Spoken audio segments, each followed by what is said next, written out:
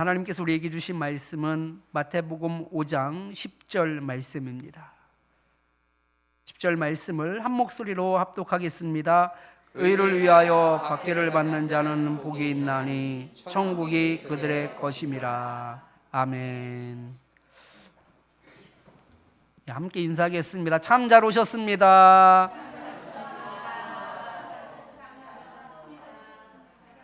또 다른 인사도 한번 할까요? 천국은 당신의 것입니다. 네, 천국은 당신의 것입니다. 예수님께서 우리에게 말씀하신 그 산상수훈의 첫 번째 가르침은 이런 사람이 복이 있습니다 라는 내용입니다. 그것이 총 8가지로 말씀을 하시고 있는데 이것을 우리는 팔복이라고 합니다. 그 팔복을 하나씩 되짚어 보면 심령이 가난한 자, 애통하는 자, 온유한 자, 의에 줄이고 목마른 자, 긍휼히 여기는 자, 마음이 청결한 자, 화평하게 하는 자, 그리고 마지막으로 의를 위하여 박해를 받는 자, 바로 이와 같은 사람이 복이 있는 사람이다라고 말하고 있습니다. 오늘은 마지막 8번째 말씀인 의를 위하여 박해를 받은 자에 대해서 함께 말씀을 나누겠습니다. 팔복의 내용을 하나하나 살펴보면 모두 다 역설적입니다. 과연 이게 복이 맞기는 한가? 라는 생각이 듭니다. 왜냐하면 세상적인 시각으로 바라볼 때는 복이 아니기 때문에 그렇습니다. 그런데 무엇보다 이 역설의 진수라고 말할 수 있는 것이 바로 오늘 주제 말씀이기도 합니다. 우리 다시 한번 10절 말씀을 읽어보겠습니다. 의를 위하여 박해를 받은 자는 복이 있나니 천국이 그들의 것입니다. 아멘. 박해를 받는 것이 복이 있다라고 말씀하고 있습니다. 이번만큼은 아무리 복이라도 사양하고 싶습니다. 그런데 무슨 복을 누리게 되는지 그 내용을 듣게 되면 절대 사양할 수가 없습니다. 어떤 복을 누리게 됩니까? 천국이 바로 그런 사람의 것이다 라고 말하고 있기 때문에 그렇습니다. 본문에는 이 것임이라 라는 말이 있는데 이것이 미래형 동사가 아니라 현재형 동사입니다. 다시 말해서 장차 아픔도 슬픔도 없는 천국에서 살게 될 것이다 라는 단순한 미래에 관한 약속이 아니다라는 거예요. 이것이 현재형으로 쓰였다라는 거예요. 천국을 현재형으로 쓴 이유가 있습니다. 지금 우리가 고난의 삶을 살고 있다고 할지라도 바로 지금도 천국에 속한 복을 누릴 수 있다라는 뜻입니다. 물론 궁극적으로 우리가 바라는 천국의 실체가 있습니다. 그 천국의 실체가 요한계시록 21장 4절 말씀인데요. 같이 한번 읽겠습니다. 모든 눈물을 그 눈에서 씻기심에 다시 사망이 없고 애통하는 것이나 곡하는 것이나 아픈 것이 다시 있지 아니하리니 처음 것들이 다 지나갔음이로라. 아멘. 여러분 생각만 해도 벅차오르지 않습니까? 눈물이 없는 곳, 사망이 없고 애통하는 것이나 곡하는 곳이 없는 곳, 하나도 아프지 않아서 몸이 자유로운 곳, 그것이 바로 천국이다라고 말씀하고 있습니다. 궁극적으로 우리가 가게 될 천국은 이와 같습니다. 그러면 현재 우리가 살아가는 그 천국을 맛보는 것은 어떤 것일까? 여러분 우리도 이 땅에 살면서 천국을 누릴 수 있습니다. 근심도 없고 돈 걱정할 필요도 없이 막 돈을 쓰면서 편하게 사는 것이 천국을 누리며 사는 것이 아닙니다. 비록 환난과 고통이 있는 가운데에서도 하늘나라에 속한 복을 누리며 살 수 있다는 거예요. 환난과 동시에 천국이 우리 가운데 공존할 수 있는 것이 가능할까요? 이스라엘 백성들은요, 출애굽할 때 밤에는 차고 낮에는 뜨거운 그 광야를 걷는 길 위에서도 바로 천국에 속한 복을 경험하였습니다. 출애굽기 40장 38절 말씀을 같이 한번 읽겠습니다. 낮에는 여호와의 구름이 성막 위에 있고 밤에는 불이 그 구름 가운데에 있음을 이스라엘의 온 족속이 그 모든 행진하는 길에서 그들의 눈으로 보았더라. 아멘. 생명을 찾기 힘든 광야 가운데에서 그들이 두려움 없이 긴 세월을 버틸 수 있었던 것은 하나님이 그곳에 계셨기 때문입니다. 하나님께서는 그들에게 매일 만나를 주셨고 그들을 다스렸습니다. 비록 그곳이 광야였지만 하나님의 통치를 받고 있었기 때문에 천국에 속한 땅에서 살았던 것이죠. 예수님께서 지금 천국이 그들의 것이다 라고 말씀하신 것은 단순히 미래에 받게 되는 복만이 아니라 현재를 살고 있는 사람들이 누릴 수 있는 복을 말씀하고 있는 것입니다. 이 얼마나 흥분되는 말입니까? 지금 겪는 그 고통의 시간이 다 끝나고 먼 훗날 천국을 소유하게 될 것을 말씀하는 것이 아니다라는 것이에요. 그때의 소망을 말하는 것이 아니다라는 것입니다. 지금 당장 천국을 소유하며 하나님이 통치하는 그 천국에 속한 사람으로 살 수 있다라고 말씀하고 있습니다. 다른 건 몰라도 천국만큼은 반드시 여러분의 것이 되기를 축원합니다. 그런 의미에서 다시 한번 인사하겠습니다. 천국은 당신의 것입니다.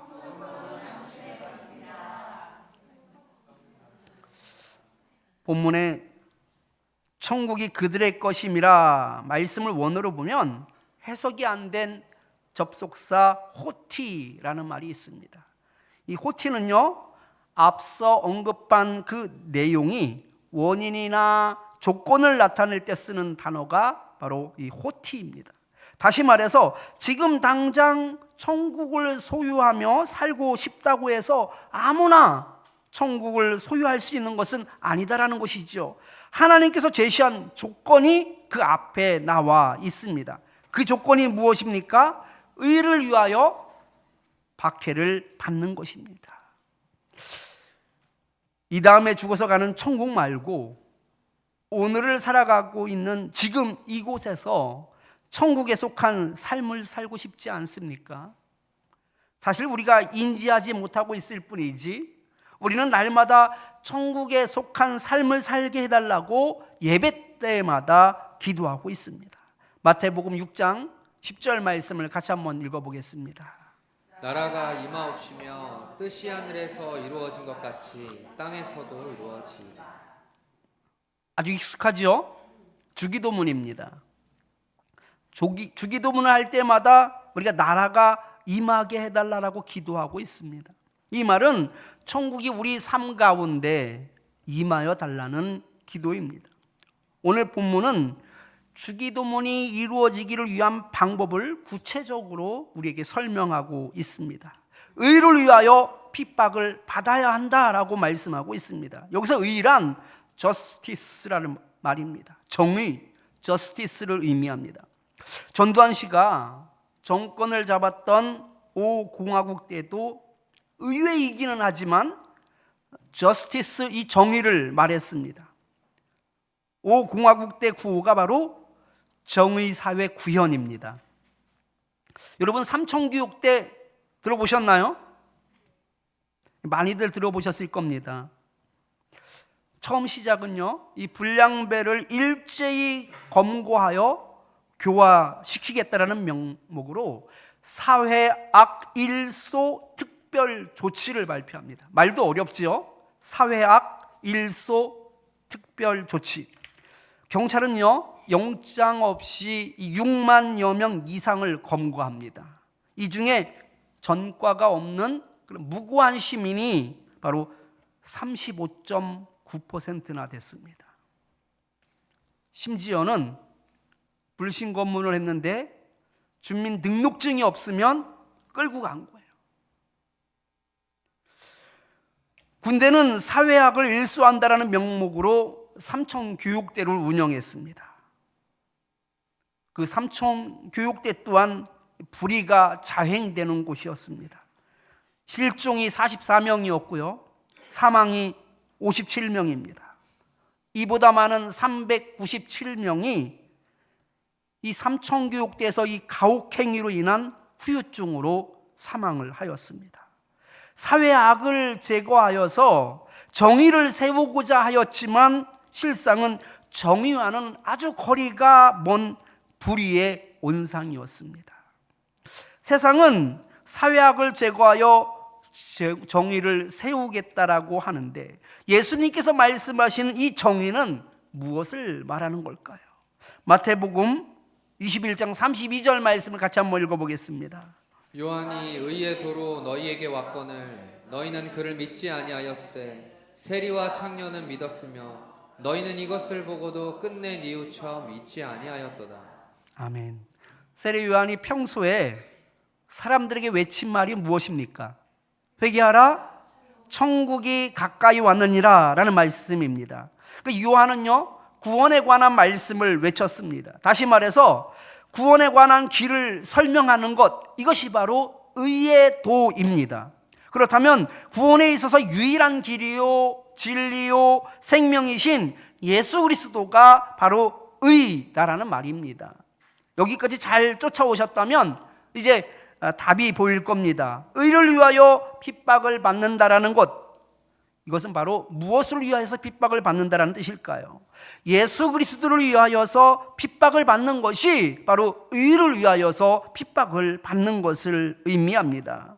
예수님 때문에 겪게 되는 핍박을 두려워하지 않고 당당하게 행동하는 사람들이 있습니다. 마태복음 10장 32절 말씀을 같이 한번 읽겠습니다. 누구든지 사람 앞에서 나를 시인하면 나도 하늘에 계신 내 아버지 앞에서 그를 시인할 것이요. 아멘. 바로 사람들 앞에서 예수님은 구원자라는 사실을 인정하고 시인하는 사람들입니다. 예수님께서 이렇게 말씀하신 이유가 있습니다. 예수님을 믿는 사람들이라면 모두가 이 사람들 앞에서 예수님을 시인하며 살기를 우리 하나님께서 바라십니다. 그런데 실상은 그렇지 못하기 때문에 예수님께서는 무리를 향하여 이렇게 말씀하신 것이지요. 예수님을 시인하면 아버지도 사람들 앞에서 너희를 시인할 것이다 라고 말씀하신 겁니다. 예수님께서 왜 이런 말씀을 하셨을까요? 두렵기 때문에 사람들 앞에서 예수님을 시인하지 않는 겁니다. 요한복음 9장을 보면 나면서부터 맹인인 사람이 있었습니다. 그 맹인을 예수님께서 실로암 못에서 그를 치료하여 주셨습니다. 이 사건이 예루살렘에 아주 큰 이슈가 되었습니다. 왜냐하면 예전부터 저 거리에 앉아서 구걸하던 맹인이었기 때문에 그렇습니다. 그러니까 예루살렘 시내를 다니는 사람은 그 사람이 예전부터 늘 그 자리에서 구걸을 하고 있었다는 것을 너무나 잘 알고 있었던 것이죠. 그런 사람이 지금 두 눈을 뜨고 걸어다니고 있는 겁니다. 여러분, 놀라지 않을 수가 없는 것이죠. 사람들 가운데 의견이 막 분분한 거예요.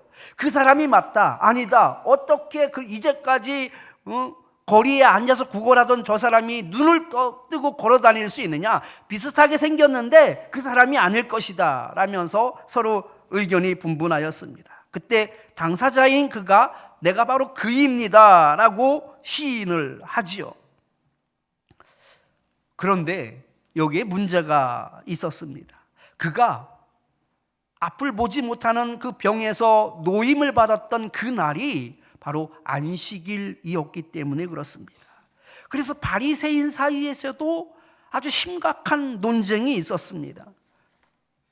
안식일을 지키지 않는 것을 보니 하나님으로부터 온 자가 아니다라고 주장하는 사람들이 있었고, 아니다, 이 맹인의 눈을 뜨게 한 표적을 행할 수 있다는 것은 바로 하나님께로부터 왔기 때문에 가능한 일이다 라며 서로 논쟁이 붙었습니다. 결론이 날까요, 안 날까요? 결론이 날 수가 없죠. 안식일을 범하였으니 하나님께로부터 온 자가 아니다라고 일부는 말하고, 이 엄청난 기적을 행한 것을 보면 하나님께로부터 온 자가 맞다라고 말하는데 결론이 날 수가 없습니다. 그러자 이들이 맹인되었던 자에게 직접 묻습니다. 그는 고민하지 않고 그가 바로 나는 선지자라고 생각합니다 라고 정확하게 의견을 표현합니다. 그러나 기적을 믿을 수 없었던 유대인들은요, 그의 부모를 불러서 지금은 어떻게 해서 그가 보게 되었는지를 다시 묻게 됩니다. 그런데 이 질문에 그 맹인되었던 자의 부모가 소신 있게 예수라는 분이 우리 아들을 고쳐주셨습니다 라고 그렇게 속 시원하게 확실하게 대답하면 좋을 텐데, 그런데 그 부모는 예수에 관하여 말하기를 꺼려합니다. 그의 부모는 아들을 고쳐준 사람이 누군지 나는 알 수 없으나 그는 성인이기 때문에 그에게 직접 물어보라고 이야기합니다. 그런데 이 부모가 그렇게 말한 이유가 있다라고 성경은 말씀하고 있는데, 요한복음 9장 22절 말씀을 같이 한번 읽겠습니다. 그 부모가 이렇게 말한 것은 이미 유대인들이 누구든지 예수를 그리스도로 시인하는 자는 출교하기로 결의하였으므로 그들을 무서워함이로라. 유대인들을 두려워했던 것입니다.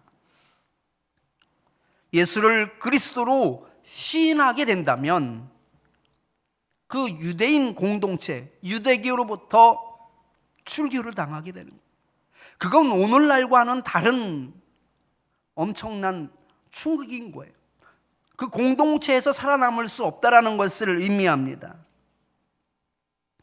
그의 부모는 혹시 사람들로부터 불이익을 당하지는 않을까 하는 근심으로 침묵할 수밖에 없었습니다. 예수님을 시인할 수 없었습니다. 자기 아들이 이제까지 앞을 보지 못하며 그렇게 구걸하며 살았음에도 불구하고, 그 질병으로부터 노임을 받았음에도 불구하고 예수님을 시인할 수 없었다라는 것이죠. 여러분은 어떻습니까? 예수님 때문에 받는 핍박이 있습니까?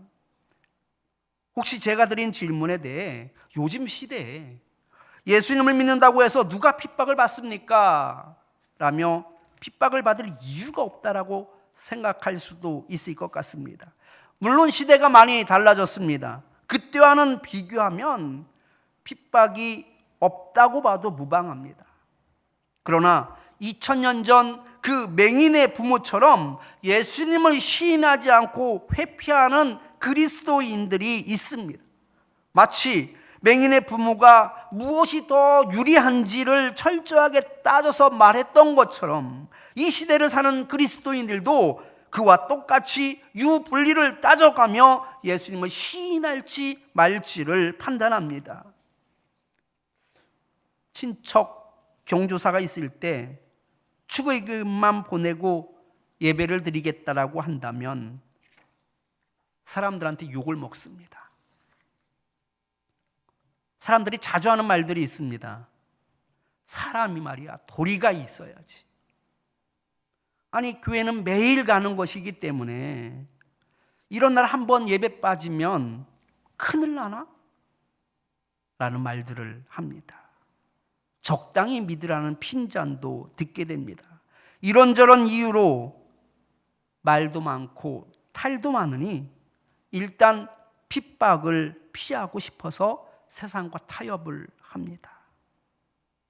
그러면서도 하나님의 영광이 가려지면 안 되기 때문에 지혜롭게 유연하게 대처할 줄 알아야지 된다라며 스스로 정신 승리를 합니다. 제사 문제도 마찬가지입니다. 조선시대 천주교가 우리나라에 들어왔을 때 처음에는 정부가 호의적이었습니다. 그런데 천주교가 사회에 큰 파장을 일으키게 된 계기가 바로 제사 문제입니다. 고린도전서 10장 20절 말씀을 같이 한번 읽겠습니다. 무릇 이방인이 제사하는 것은 귀신에게 하는 것이요 하나님께 제사하는 것이 아니니 나는 너희가 귀신과 교제하는 자가 되기를 원하지 아니하노라는 말씀이 있습니다. 는 말씀이 있습니다는 성경이 아니에요.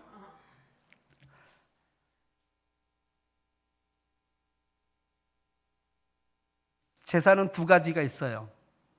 하나님께 드리는 제사, 이방인이 드리는 제사가 있다라는 거예요. 그러니까 하나님께 드리는 제사가 아닌 이방인이 드리는 제사는 누구에게 드리는 거래요? 귀신에게 드리는 거라고 말하고 있습니다. 이 일로 인해 크고 작은 박해가 조선 땅에 있었습니다. 특별히 병인 박해 때는요 6년간 박해가 이루어졌습니다. 엄청났어요. 그때 사형당한 사람만 8천여 명의 신도가 그렇게 죽었습니다. 여러분, 다산 정약용 선생 잘 아시죠?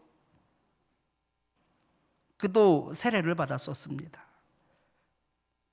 그의 형 정약종은 신유박해 때 그 제사로 인하여서 결국 순교를 당하게 됩니다. 핍박이 있다고 해서 예수님을 부인하거나 회피하지 않았습니다.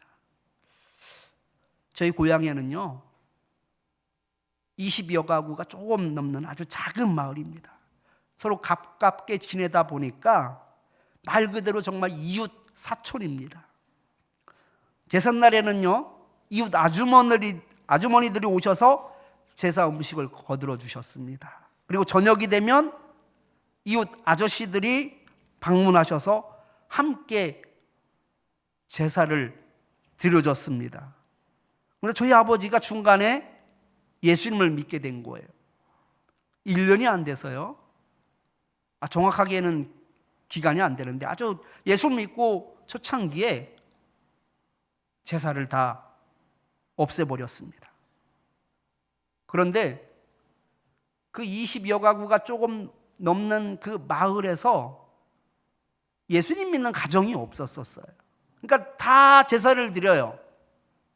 그런 가정, 그런 마을에서 저희 가정이 최초로 제사를 다 없애버린 거예요. 저는 그때를 기억하는데요.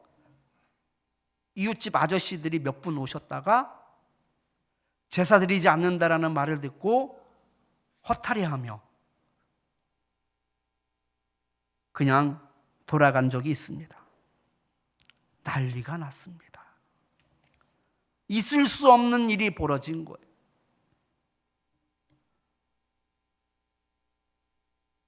그래서 지금 생각해 보면은요, 저희 아버지의 결정이 얼마나 감사한지 모릅니다. 제가 만약 그 시대의 문화 가운데에서 그 사람들과 서로 엮여 있어서 그렇게 살아가고 있었다면 나는 과연 제사를 버릴 수 있었을까? 라는 생각을 하게 됩니다. 신앙을 이제 접한 지 얼마 안 돼서요. 오늘날에도 제사 때문에 집안에 여러 문제들이 일어납니다.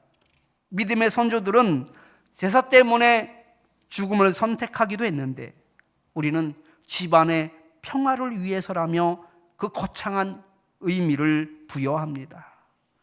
무엇보다 예수님을 위하여 핍박을 당할 준비가 되어 있어야 하는데도 불구하고 핍박을 당할까 봐 평생 복음을 전하지 못하는 사람들도 있습니다. 구원에 관한 진리를 알고 있음에도 불구하고 사람들 앞에서 예수님을 시인하지 않습니다. 복음을 전하면 사람들이 싫어합니다. 사람들이 싫어하는데 굳이 전할 필요가 없는 것이지요. 그런데 명심하십시오. 예수 그리스도 때문에 핍박을 받는 자는 이 땅에서 천국에 속한 사람으로 살게 될 것이다라고 말씀하고 있습니다. 더 나아가서 영원토록 하나님과 함께하는 그 천국을 누리게 되는 것입니다. 반대로 예수님 때문에 핍박을 당할까봐 사람들과 타협을 하고 예수님을 모른 척 한다면 천국에 속한 사람이 될 수가 없습니다. 기독교 초기 극심한 박해가 있었습니다. 사울이라는 바리새인은 예수님을 믿는 사람들이라면 어디든지 쫓아가서 그들을 잡아서 감옥에 가두기도 하였고 심지어 그들을 죽이기까지 하였습니다.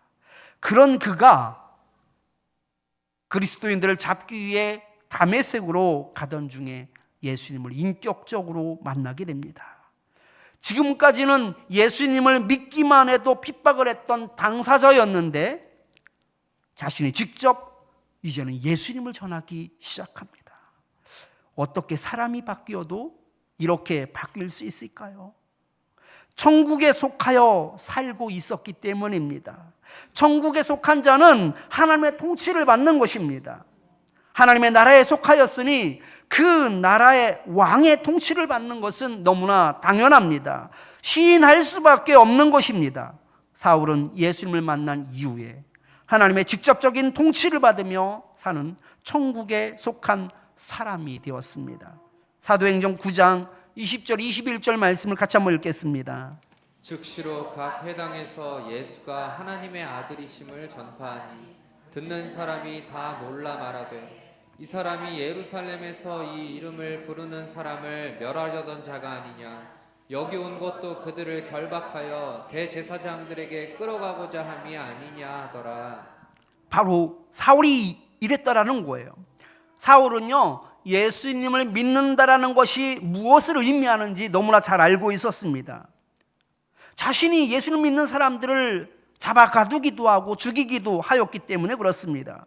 자신이 이런 어려움을 겪게 될 것이다라는 것을 너무나 잘 알고 있었음에도 불구하고 그는 몰래 예수님을 섬기지 않았습니다. 즉시로 각 회당에서 예수가 하나님의 아들이심을 전파하기 시작했던 것이지요. 예수님이 바로 우리의 구원자 되심을 시인하며 인정하며 그것을 전하기 시작했습니다. 예수님 때문에 받는 핍박을 그는 두려워하지 않았습니다. 좋은 게 좋은 거라며 세상과 타협하고 있지는 않습니까? 핍박을 피하며 살고 있지는 않습니까? 우리 참빛교회 성도님들은 하나님의 통치가 온전히 작동되는 그 천국에 속한 자로 살아가기를 축원합니다. 그리스도를 위하여 겪게 되는 핍박을 두려워하지 마시기 바랍니다. 환난과 시련이 우리를 흔들어 놓는다고 할지라도 결코 저주받는 인생이 될 수 없습니다. 힘든 광야의 길이라도 또 핍박을 받아도 하나님의 존재를 알 수 있는 구름 기둥만 보면 더 이상 이곳은 광야가 아니라 천국을 소유하고 있는 땅이라는 것을 기억하시며 하나님을 시인하며 예수님을 위하여 핍박을 피하지 않는 저와 여러분들이 되기를 축원합니다. 말씀을 기억하면서 온유한 자는 복이 있나니 함께 찬양하겠습니다.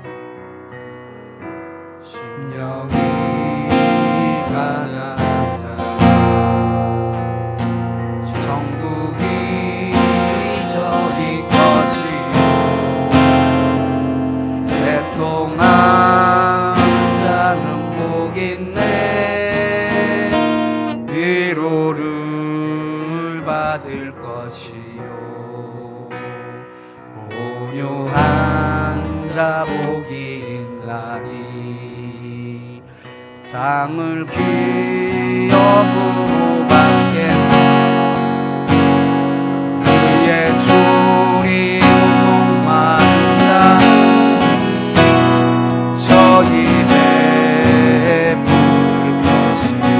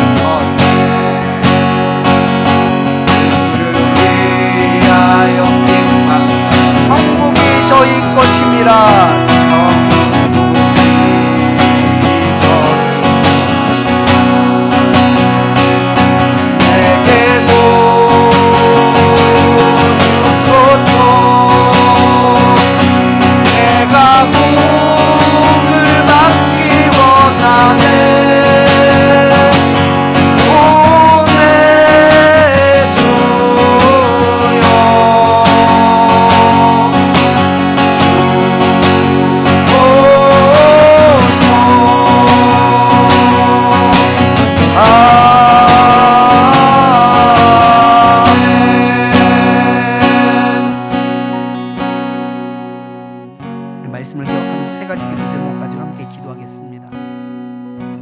어떤 상황에서도 예수님을 시인하는 자가 되게 하옵소서 라면서 기도하겠습니다. 두려운 일을 피할 목적으로 세상과 믿음을 저울질하지 않게 하옵소서 하면서 기도하겠습니다. 마지막으로 예수님 때문에 비록 어려움을 겪고 있다고 할지라도 지금 내가 천국을 소유하며 살고 있음을 깨닫게 하옵소서 하면서 기도하겠습니다. 우리 주여 한번 우리 함께 기도하겠습니다. 주여!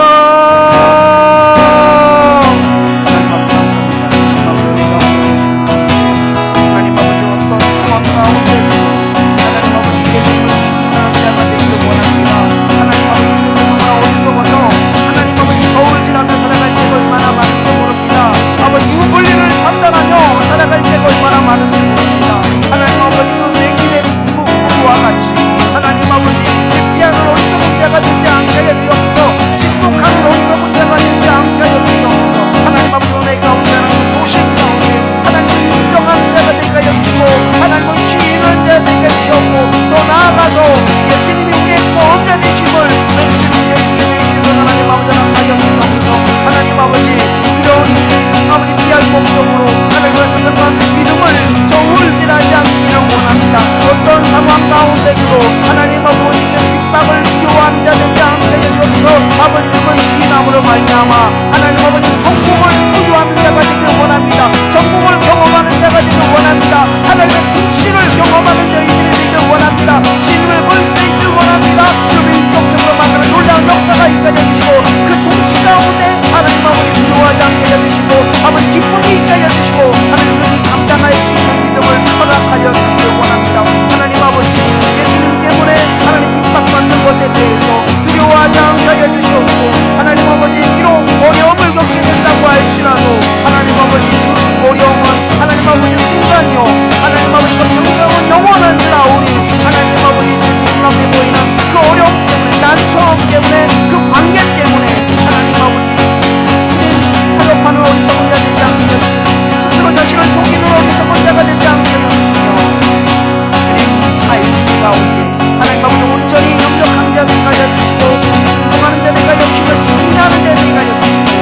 핍박을 하나님 아버지 맞서는 자 되시도록 충격하여 주셔서 우리 삶 가운데 하나님 아버지 통치하고 하나님 아버지 압도할 수 있게 하여 주시되 하나님 아버지 우리가 살아가는 지금 현장 이곳이 하나님 아버지 천국을 소유한 땅이 될 수 있도록 주님 역사하여 주시옵소서.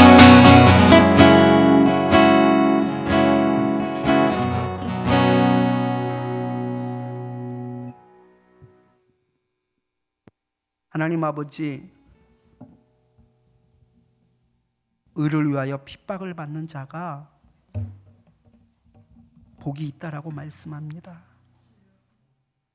저들이 하나님의 통치를 받게 되고 저들이 바로 천국을 경험하게 될 것을 말씀하고 있습니다. 하나님 아버지 저희들은 천국을 바라면서도 예수님을 위하여 핍박을 받는 것, 의를 위하여서 핍박을 받는 것은 외면하고 거절하고 싶을 때가 얼마나 많은지 모릅니다. 주님, 저희들은 연약한 그 맹인의 부모와 다를 바가 없음을 고백합니다. 침묵하고자 하며 회피하고자 하며 그럼에도 불구하고 나는 거부하지 않았다라고 스스로 자신을 속이며 살아갈 때가 얼마나 많은지 모릅니다. 하나님 아버지, 저희들의 완악함을 용서하여 주시옵소서. 저희들의 믿음 없음을 용서하여 주시옵소서. 주님, 예수님을 위하여 핍박에 맞서는 자 되게 하여 주시옵소서. 주님을 시인하는 자가 되게 하여 주시옵소서. 때로는 그 일로 인하여서 어려움을 겪게 되기도 하고 사람과의 관계가 깨어지기도 하며 사람들에게 욕을 먹는 상황이 벌어진다 할지라도 스스로 이것이 하나님의 영광을 위한 것이라며 자신을 속이지 않게 하여 주시옵고 이것이 상식적인 수준이라며 자신의 허물을 덮으려고 하지 않게 하여 주시옵소서. 어떠한 상황 가운데서도 주님을 시인할 수 있게 하여 주시옵소서. 주님을 인정할 수 있게 하여 주시옵소서. 그리하여 우리의 삶 가운데 천국이 임하게 하여 주시고 천국을 경험할 수 있게 하여 주시며 그 하나님의 통치 가운데 온전히 다스림 받는 저희들 되게 하여 주시옵소서. 예수님 이름으로 기도드립니다. 아멘.